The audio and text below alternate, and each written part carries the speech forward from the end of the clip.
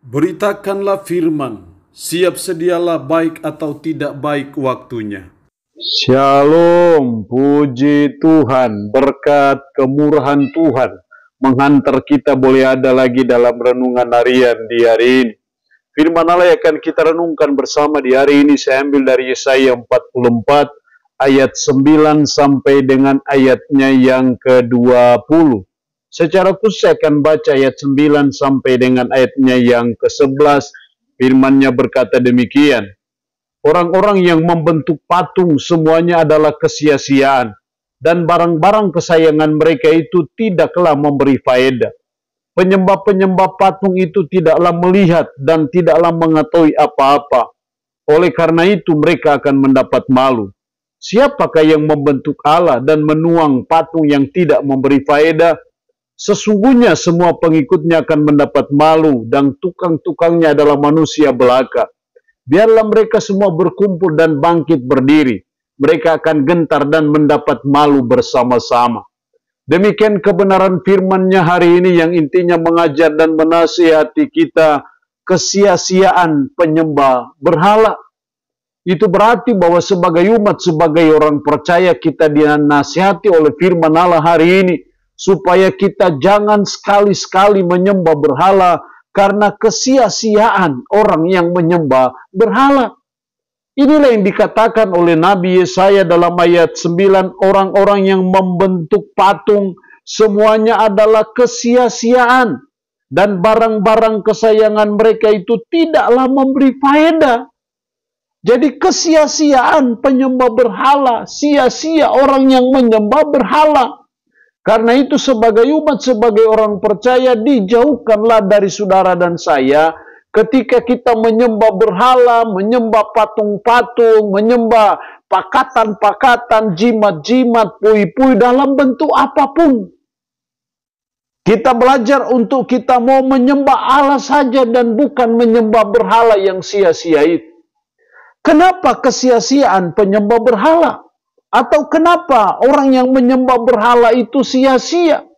Setidaknya ada 3 alasan yang saya jumpai dalam nats yang kita renungkan hari ini. Ayat 9, orang-orang yang membentuk patung semuanya adalah kesia-siaan dan barang-barang kesayangan mereka itu tidaklah memberi faedah.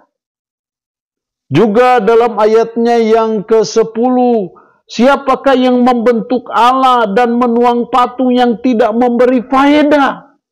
2 kali disebutkan tidak memberi faedah. Jadi kenapa kesia-siaan penyembah berhala? Alasan pertama karena tidak memberi faedah. Atau dengan kata lain tidak berguna dalam hidup kita sebagai umat, sebagai orang percaya.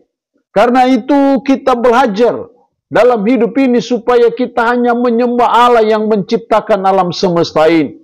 Allah yang disembah oleh Abraham, Ishak dan Yakub. Allah itu yang menyatakan diri dalam pribadi Yesus Kristus. Allah itulah yang kita sembah, yang memberi faedah.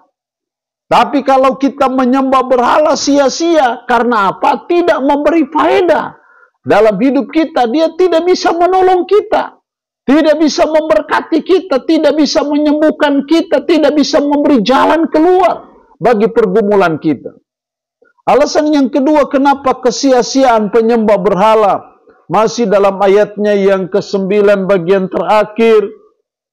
Penyembah-penyembah patung itu tidaklah melihat dan tidaklah mengetahui apa-apa. Oleh karena itu mereka akan mendapat malu. Terus diulang lagi dalam ayatnya yang ke-11, sesungguhnya semua pengikutnya akan mendapat malu.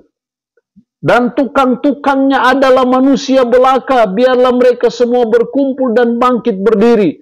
Mereka akan gentar dan mendapat malu bersama-sama. Diulang sampai 3 kali, mereka akan mendapat malu. Disinilah alasan yang kedua kenapa kesia-siaan penyembah berhala. Karena mereka akan mendapat malu. Mereka akan dipermalukan ketika menyembah patung-patung ataupun punya jimat-jimat. Mereka akan malu dan akan dipermalukan. Jadi sebagai umat dijauhkan dari kita untuk menyembah berhala. Kalau kita sudah terlanjur terlibat dalam penyembahan berhala, mari kita bertobat, kita buang, kita tinggalkan, kita singkirkan. Semuanya itu karena ketika kita masih terus terlibat dalam penyembahan berhala, nanti kita akan dipermalukan. Jadi mari kita sadari akan hal itu sebagai umat, sehingga kita mau meninggalkan itu dan kita mau belajar hanya menyembah Allah saja di dalam nama Tuhan Yesus Kristus. Alasan ketiga kenapa kesia-siaan penyembah berhala ayat 12-18. Tukang besi membuatnya dalam bara api dan menyempanya dengan palu. Ia mengerjakannya dengan segala tenaga yang ada di tangannya. Bahkan ia menahan lapar sehingga habislah tenaganya. Dan ia tidak minum air sehingga ia letih lesu. Itulah gambaran orang yang membuat berhala itu seorang manusia. Dalam ayat 13, tukang kayu merentangkan tali pengukur dan membuat bagian sebuah patung dengan kapur merah. Yang menunjukkan bahwa kenapa kesia-siaan penyembah berhala? Karena itu adalah buatan manusia. Manusia dengan banyak kelemahan, banyak kekurangan, banyak keterbatasan. Kenapa kita harus menyembah berhala seperti itu? Jadi kenapa kesia-siaan penyembah berhala? Karena itu buatan manusia. Kalau itu buatan manusia, kenapa kita menyembahnya? Itu merupakan suatu kebodohan. Jadi kita tidak boleh terlibat dalam penyembahan berhala. Karena itu akan mendatangkan kutuk bagi kita, tapi juga bagi anak cucu kita di masa-masa yang akan datang. Mari kita hanya mau komitmen untuk kita menyembah Allah saja, yang menciptakan alam semesta, Allah yang menyatakan diri dalam pribadi Yesus Kristus. Allah itulah yang kita puji, kita sembah, kita muliakan siang dan malam. Apapun pergumulan dan persoalan kita tidak akan pernah membuat kita beralih dari Allah kepada penyembah berhala, dari Allah pencipta alam semesta yang maha kuasa kepada Allah-Allah yang terbatas, karena itu buatan manusia. Jadi kita hanya mau menyembah Allah saja, tidak mau terlibat dalam penyembahan berhala karena kesia-siaan penyembah berhala itu.